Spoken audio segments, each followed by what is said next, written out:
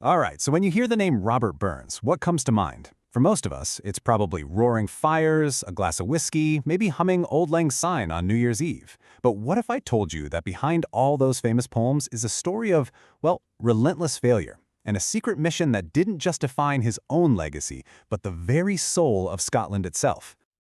I mean, on one hand, you have the myth, right?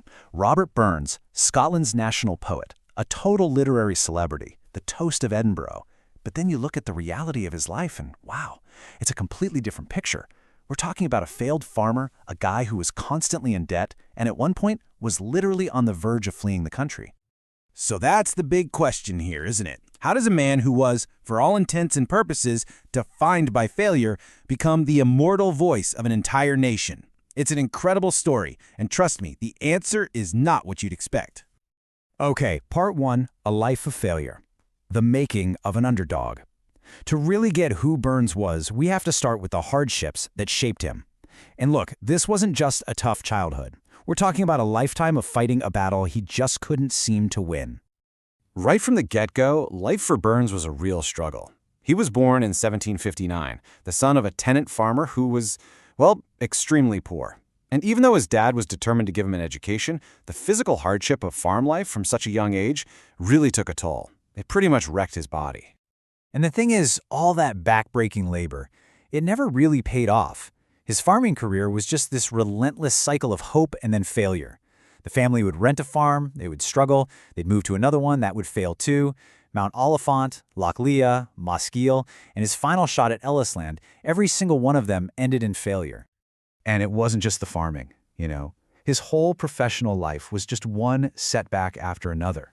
He tried to learn a trade, flax dressing, and that ended in complete disaster.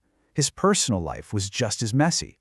He fell hard for a woman named Jean Armour, but her father couldn't stand him and even tried to get their marriage thrown out. The church got involved, censuring him publicly. And all the while, that pile of debt just kept getting bigger and bigger. So you can imagine, by his mid-20s, Burns was just beaten down. And this is where his story takes this incredible dramatic turn. Which brings us to part two, an accidental bestseller. This was a desperate gamble that, against all odds, actually paid off. So, by 1786, he'd basically hit rock bottom. He was crushed by yet another farming failure. He had legal troubles breathing down his neck. He'd had enough. He decided to do the most drastic thing he could think of: emigrate to the West Indies. Just escape his entire life in Scotland and start over. But here's the catch. To get to the West Indies, he needed money for the passage, and his only real asset? A bunch of poems he'd been writing for years.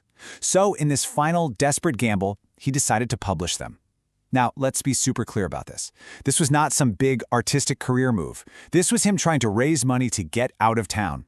It was literally a fundraiser for an escape plan. And what happened next is it's the kind of thing you see in movies. The book was an unexpected, overwhelming, overnight success, a total sensation. So instead of getting on a boat to Jamaica, Robert Burns finds himself on his way to Edinburgh, being hailed as the next big thing in literature. The man literally became famous by accident. Okay, now this is where the story, for me, gets really interesting. Think about it. He could have just cashed in, right? Enjoyed the fame. But instead, this guy, this failed farmer turned accidental celebrity, he finds a purpose, a mission way bigger than himself. This brings us to part three, saving a nation's songs, finding a greater purpose.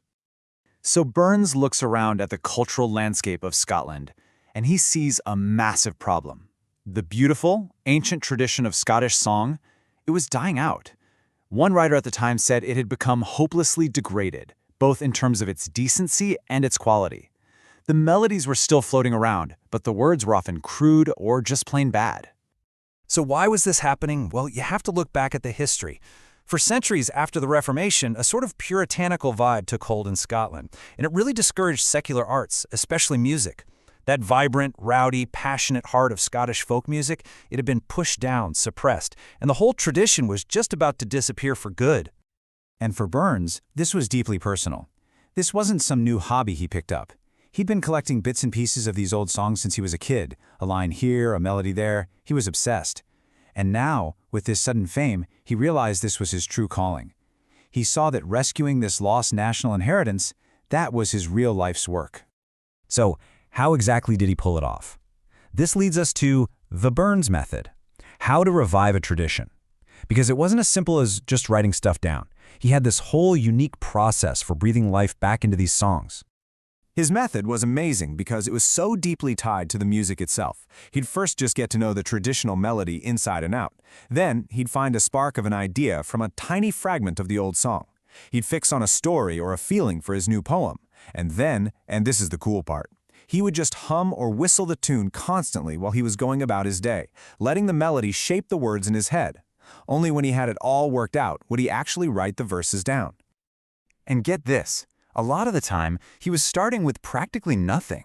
He'd take a stanza or two from an old song, sometimes just a single line, or maybe only the chorus. In some cases, all he had was the name of the tune. The rest, it was all him. It was his own creation, spun from just a thread of the old stuff. And that's where his genius really shines. He could combine his own poetry with this traditional folk material so perfectly that you couldn't see the seams. It felt like these new songs had been around forever. He wasn't overwriting the tradition, he was carrying it forward, keeping its spirit alive. Which brings us to his final and maybe most important chapter, A Voice for Scotland, a legacy he gave away for free. Because at the end of the day, his legacy wasn't about being a famous poet. It was about this incredible, selfless act of saving his country's culture. And this is the part that just blows my mind. Remember how he was always broke, constantly in debt? Well, for all this work, this massive nation-defining project, he refused to accept any payment, not a single penny. He truly saw it as a patriotic service, a gift to Scotland. And the sheer scale of this gift is just staggering. We're not talking about 10 or 20 songs here. For just 2 major musical collections, Burns rescued, rewrote, and preserved hundreds of traditional songs. Hundreds. Just stop and think about that for a second. Without Robert Burns, a massive piece of Scotland's cultural DNA, the very sound of the nation, it would just be gone, vanished. So we end up back where we started. What does it take for one person, a person forged by failure, to become the immortal voice of a nation? Maybe the answer is in the failure. Maybe it was because his own life was so full of hardship and loss that he understood so deeply the need to save something that could last forever. His life was temporary, but by saving the songs of Scotland, Robert Burns, the failed farmer, found a way to become truly immortal.